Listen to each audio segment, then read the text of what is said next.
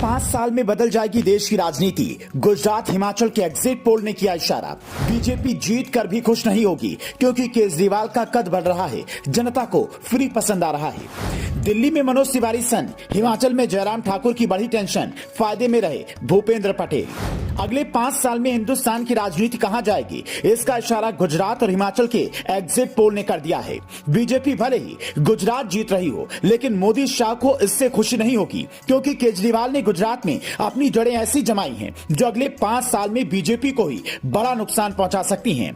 पहले आप exit poll देखिए, फिर आपको इसके मायने समझाते हैं। गुजरात विधानसभा चुनाव 2022 सर्वे एजेंसी एबीपी सी वोटर सर्वे। बीजेपी 128 से 140 सीटें जीत सकती है, कांग्रेस 31 से 43 सीटें जीत सकती है और अन्य के खाते में 11 से 17 सीटें जा सकती हैं। इंडिया टुडे एक्सिस माई इंडिया का सर्वे 129 से 151 सीटें बीजेपी के खाते में जा सकती हैं, 16 से 30 सीटें कांग्रेस के खाते में जा सकती हैं और 21 से 29 सीटें आने के खाते में जा सकती हैं। न्यूज 24 चाणक्य 150 सीटें बीजेपी को मिल सकती हैं, जबकि 19 सीटें कांग्रेस जीत सकती है और 13 आने के खाते में जा सकती हैं। हर एग्जिट पोल ये कहता है कि गुजरात की 187 विधानसभा सीटों में से 130 से ज्यादा सीटें बीजेपी जीत सकती है, अकेले दम पर सरकार बना सकती है। लेकिन साथ में ये भी है कि यहाँ आम आदमी पार्टी 10 से 20 सीटें जीत सकती है। ये वो सीटें हैं जिन पर पहले बीजेपी और कांग्रेस का कब्जा था।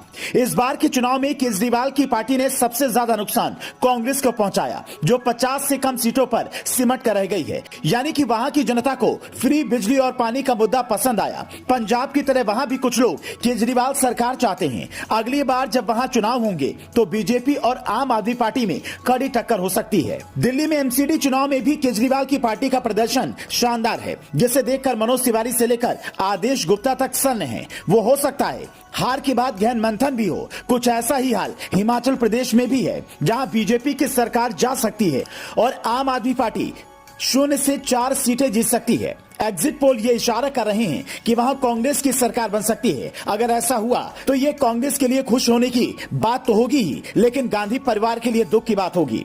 हिमाचल प्रदेश में सिर्फ प्रियंका गांधी ने गिनी चुनी रैलियां की। राहुल भारत जोड़ो यात्रा के नाम पर चुनाव से दूर रहे। सोनिया गांधी की कोई खास दिलचस्पी नहीं दिखी। अगर ये जीत मिली तो मल्लिकार्जुन खड़गे के अध्यक्ष बनने के बाद कांग्रेस के लिए पहला तोहफा होगा। लेकिन यह भी साफ संदेश होगा कि अगर गांधी परिवार दूर रहा तो बिना चेहरे के भी कांग्रेस चुनाव जीत सकती है। कम से कम उन राज्यों में तो कांग्रेस पकड़ बना ही सकती है जहां उन्हें पहले से उम्मीद है। लेकिन कांग्रेस और बीजेपी के लिए सबसे बड़ी मुसीबत आम आदमी पार्टी बनने वाली है। पंजाब और दिल्ली के बाद उत्तराखंड में आपने अच्छी कोशिश की, 3.5% वोट हासिल किए और उसके बाद गुजरात में ठीक ठाक प्रदर्शन करने की ओर है। अगर 4 राज्यों में 6% से ज्यादा वोट आम आदमी पार्टी को मिल गए तो वो भी क्षेत्रीय से राष्ट्रीय पार्टी बन जाएगी। हालांकि यह देश की अर्थव्यवस्था के लिए नुकसानदायक हो सकता है, क्योंकि कई रिपोर्ट में यह बात सामने आई है कि सुप्रीम कोर्ट तक यह कह चुका है कि केजरीवाल जिस तरह की फ्री वाली पॉलिटिक्स करते हैं वो देश की अर्थव्यवस्था को काफी नुकसान पहुंचा रहा है। इससे सरकार को लाखों करोड़ों का घाटा हो रहा है। ऐसे में इसे रोकना जरूरी होगा।